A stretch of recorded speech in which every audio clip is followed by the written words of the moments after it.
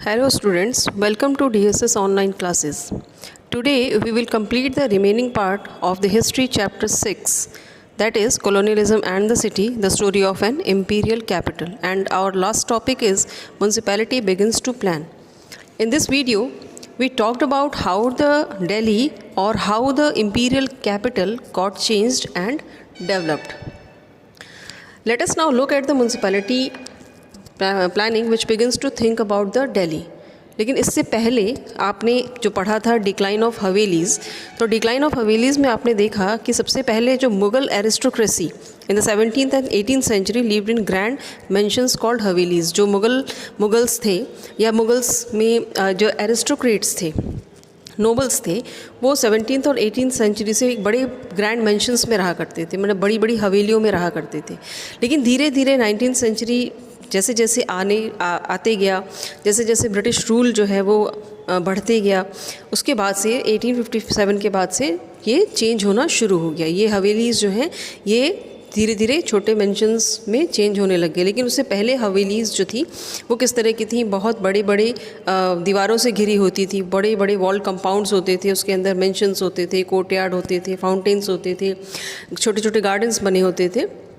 बाद में इन हवेलियों का जो रूप है वो चेंज हुआ और the colonial bungalows was quite different from the havelis, और नए बंगले बनने शुरू हुए, आर्किटेक्चर में चेंज आया और ये बंगलो थोड़ी सी हवेलियों से डिफरेंट होने लगे.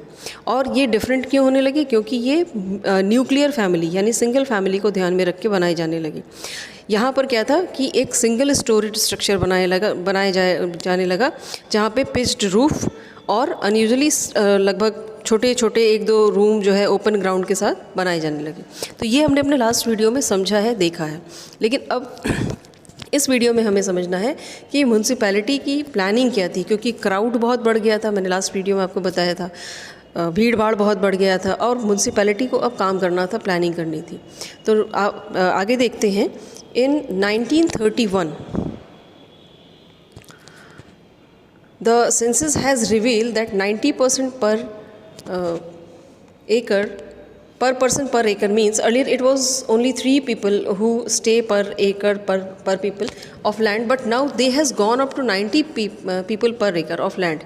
And in 1888 the Lahore Gate improvement scheme which Robert Clark has proposed has very advantage to these old Delhi people. He actually want to bring not all the old Delhi population and shift them to the market square where the perfect grip pattern of the houses and the shops could be built across on the market square, and the width and the length will be maintained properly here.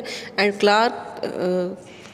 Clarkganj will be Clark George will be planned whether neighborhood will be divided equally the land plot for them so they can construct their houses. The plan was really very good, but they won't get the better facilities, good transport, good planning of the cities. The poor condition in the walled city, however, did not stop it from expanding. Delhi की जो condition थी वो बहुत ख़राब हो चुकी थी, तो अब म्यूनसिपैलिटी की ज़रूरत थी, म्यूनसिपैलिटी को काम करना था.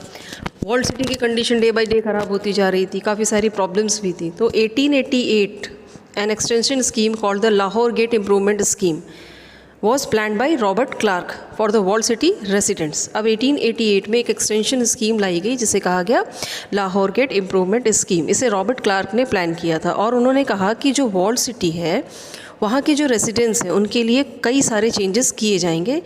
उन्हें किसी अलग तरीके से सेटअप किया जाएगा, उन्हें अलग तरीके से बनाया जाएगा, बसाया जाएगा. वहाँ पर थोड़े इम्प्रूवमेंट्स भी लाना है. हालांकि ये सक्सेसफुल नहीं हो रहा था और उसके बाद दिल्ली इम्प्रूवमेंट ट्रस्ट लाया गया. The Delhi Improvement Trust was set up in 1936 and it built areas like Daryaganj South for wealthy Indians. Houses were grouped around parks. तो रॉबर्ट क्लार्क ने क्या किया कि लाहौर गेट इम्प्रूवमेंट स्कीम के सक्सेसफुल नहीं होने के बाद से दिल्ली इम्प्रूवमेंट ट्रस्ट बनाया या उसको रिप्रेजेंट किया, और उसके बाद से जिसे 1936 में सेटअप किया गया था.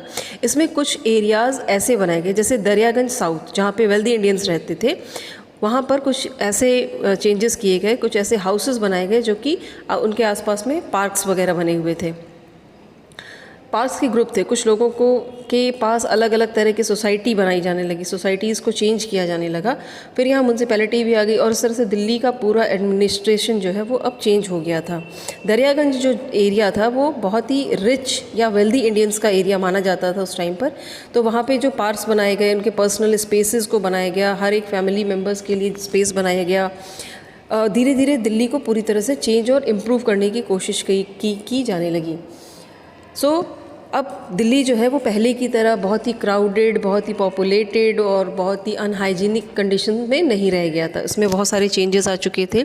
अलग अलग सोसाइटीज़ बनाई गई थी कि लोगों को उन सोसाइटी में रहने की परमिशन दी जाए और वो लोग इन सोसाइटीज़ में जो है उनको इन सोसाइटीज़ में सेटल किया जाए।